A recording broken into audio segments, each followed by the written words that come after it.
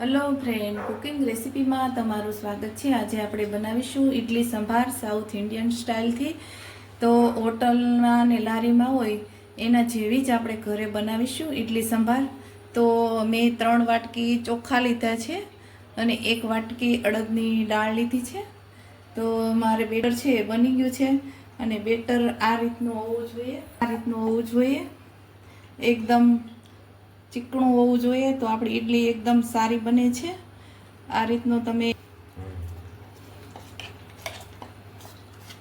હોવું જોઈએ, એકદમ ગ્રીસ કરેલું, ક્રિસ્પી જેવું નહીં રાખવાનું, પાતળું એકદમ રાખવાનું છે।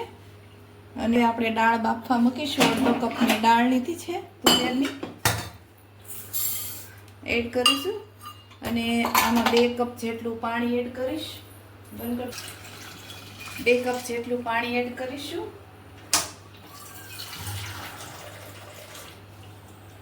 દાળ બાફવા મૂકી દીધી છે, એમાં હળદર એડ કરીશું થોડી, પછી આપણે હળદર એડ કરીશું, સ્વાદ પ્રમાણે મીઠું એડ કરીશું અને 3 થી 4 જેટલી વિસલ વગાડી લઈશું આપણે કુકરમાં હાઈ ફ્લેમમાં।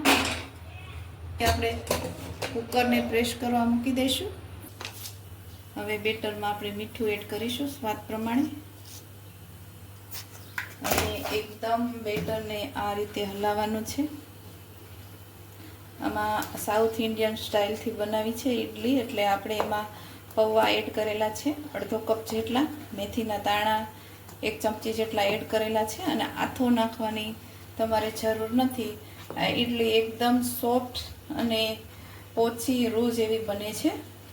જો તમે જોઈ શકો છો, આથો એકદમ હલાવવાથી એક જ સ્ટાઇલમાં તમારે ફેટવાનું છે। આ રીતનું આપણું બેટર હોવું જોઈએ।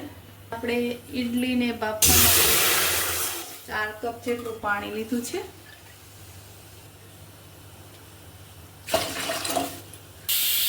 ડીશને આપણે તેલથી ગ્રીસ કરી લેશું એકદમ આ રીતે, એટલે આપણું બેટર છે એ ચોટે નહીં, ઇડલી આપણી આ રીતે। અને તમે સ્ટીલના વાસણમાં કરો તો તમારે પહેલાં તેલવાળી ચમચી કરી અને પછી તમારે ઇડલી ઉઠલાવી, અને આમાં એલ્યુમિનિયમના વાસણમાં એકદમ ઇડલી સોફ્ટ બને છે। આ રીતે તમારે ઇડલી પેલું ખીરું છે એ તમારે આમાં એડ કરવાનું છે। આ રીતે તમારે ભરવાની છે આખી ડીશ। તમે કોઈ પણ વાસણમાં ડીશમાં પણ કરી શકો છો, પણ આવી ઇડલી ગોળ તમારા આમાં જ બને છે આ રીતે।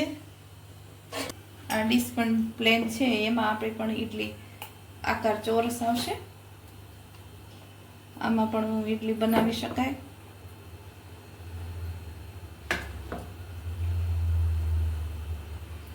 આ રીતનું પ્લેટ ગોઠવવાની છે આ રીતે, અને હવે આપણે ઢોકણ કરી દઈશું। 15 થી 20 મિનિટ સુધી આપણે ઇડલીને રેસ્ટ થવા દઈશું। ગેસની ફ્લેમ છે હાઈ રાખવાની છે। આપણી દાળ એકદમ બફાઈ ગઈ છે, આ રીતે હોવી જોઈએ। 3 વિસલ કરી છે આપણે દાળની। તો હવે આપણે સંભાર બનાવીશું ઇડલીનો। આપણે 3 ચમચી જેટલું તેલ એડ કરીશું। તેલ એડ થઈ ગયું છે, આપણે ગરમ કરશું, ગેસની ફ્લેમ ચાલુ કરશું। અડધી ચમચી જેટલી આપણે રાઈ એડ કરીશું। આપણો વઘાર થવા રેડી થઈ ગયો છે। 2 લીમડાના પાન નાખીશું, 1 લાલ મરચું એડ કરીશું અને કાપેલી ઝીણી ઝીણી ડુંગળી આપણે એડ કરીશું। ફ્લેમ છે એ સ્લો રાખવાની છે, એકદમ ટેસ્ટી બનશે। ડુંગળીને સાતળી લઈશું આપણે ધીમા તાપે, આ રીતે થવા દેવાની છે। ડુંગળી પર્પલ કલર જેવી થઈ જાય ત્યાં સુધી થવા દેવાની છે। શેકાઈ ગઈ છે, એમાં એડ કરીશું અડધો કપ જેટલા આપણે દૂધીના ટુકડા એડ કર્યા છે। તેને પણ મીડિયમ ગેસમાં આપણે દૂધી છે એ સતળાઈ ગઈ છે એટલે આપણે એડ કરીશું 2 મોટા ટમેટા લીધા છે ને અહીંયા, એટલે તમે ટમેટા આ રીતે તમે ટમેટાને બફાવા દેશો થોડીક વાર, એટલે ટમેટા સરસ બફાઈ જશે. 3 થી 4 મિનિટ જેવું આપણે એને રેસ્ટ થવા દઈશું. એકદમ બફાઈ ગયા છે. આપણે પણ મીઠું એડ કરીશું સ્વાદ પ્રમાણે, દાળમાં હોય એટલે આમાં ઓછું એડ કરીશું. આપણે આ રીતે થોડીક વાર પાછું 2 મિનિટ થવા દેવાનું છે, એટલે આપણે ટમેટા છે એકદમ સરસ બફાઈ જાય. આ રીતે દૂધી તો બફાઈ ગઈ છે આપણી. મરચાં એડ કરીશું 2 કાશ્મીરી આ રીતે. હવે આપણે એમાં એડ કરીશું સ્વાદ પ્રમાણે અને 2 ચમચી જેટલું આપણે આંબલીનું પાણી એડ કરીશું. આ રીતે ગળું અને ખાટું 2 મિક્સ હોવું જોઈએ તો સંભારનો ટેસ્ટ સારો આવે છે. આ રીતે આપણું સંભાર બની ગયું છે. હવે એમાં એડ કરીશું આપણે લાલ મરચું પાવડર કાશ્મીરી,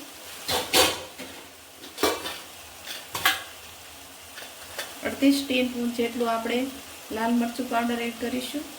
1/2 ટીસ્પૂન જેટલું આપણે હળદર પાવડર એડ કરીશું. 1/2 ટીસ્પૂન જેટલું આપણે જીરું એડ કરીશું. મસાલો છે એકદમ સંભારનો બની રેડી થઈ ગયો છે.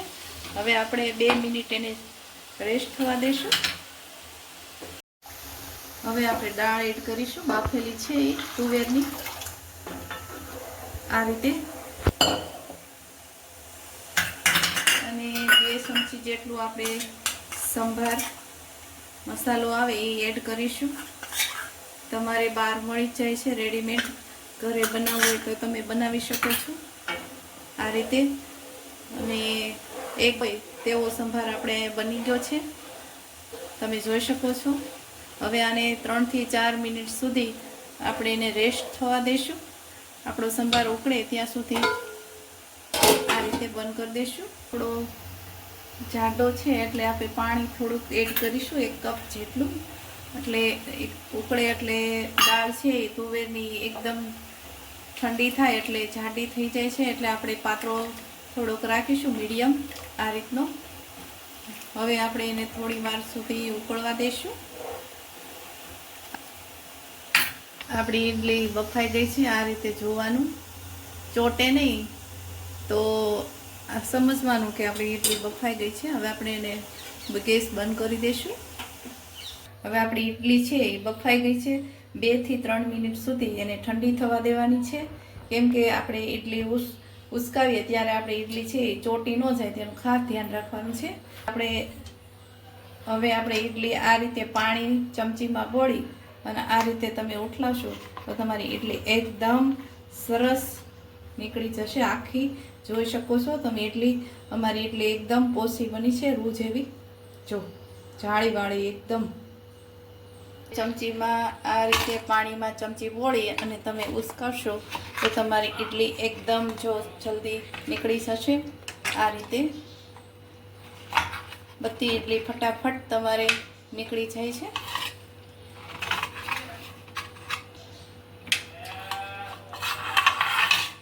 આ રીતે તમારે કરવાનું છે.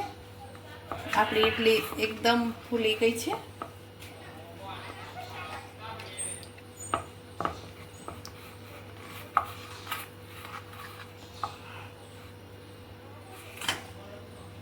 અમારી ઈડલી એકદમ રેડી થઈ ગઈ છે.